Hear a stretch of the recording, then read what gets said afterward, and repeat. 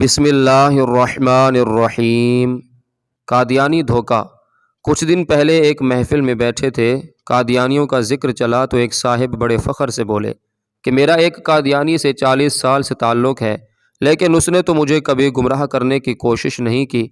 وہاں ایک بزرگ بھی بیٹھے تھے، انہوں نے کہا کہ قادیانی ہو اور کسی مسلمان کا ایمان نہ لوٹے، ایسا ممکن نہیں۔ قادیانیوں کی دشمنی حضور صلی اللہ علیہ وآلہ وسلم سے ہے اور ان کے امتیوں سے ہے۔ قادیانی کی کوشش ہوتی ہے کہ وہ اپنے ساتھ بیٹھنے والے مسلمان کا ایمان خرید لے، اگر ایسا نہ ہو تو بھی وہ اس کوشش میں رہتا ہے کہ یہ مسلمان نہ رہے۔ جب اس سے پوچھا کہ قادیانی نے کبھی کوئی سوال کیا تو کہنے لگا بہت سال پہلے ایک سوال کیا تھا، لیکن میں اس کا جواب نہ دے سکا۔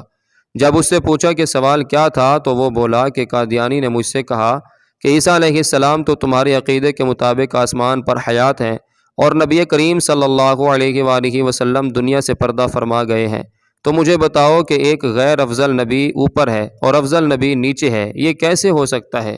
تو وہ بزرگ بولے کہ اس قادیانی نے تیرے دل میں نبی صلی اللہ علیہ وآلہ وسلم کے مقام کے بارے میں شک ڈال دیا۔ اب مجھے یہ بتا کہ ایمان شک کا نام ہے یا یقین کا نام ہے؟ تم کہتے ہو اس نے کبھی کچھ کہا ہی نہیں، وہ تو تیرا ایمان ہی لوٹ کر لے گیا اور تجھے علم بھی نہ ہو سکا۔ تو وہ شخص بولا کہ بزرگوں، اس کے سوال کا جواب کیا ہے؟ تو وہ بولے تم نے ترازو دیکھا ہے؟ جو بھاری حصہ ہوتا ہے وہ نیچے ہوتا ہے اور خالی اوپر ہوتا ہے۔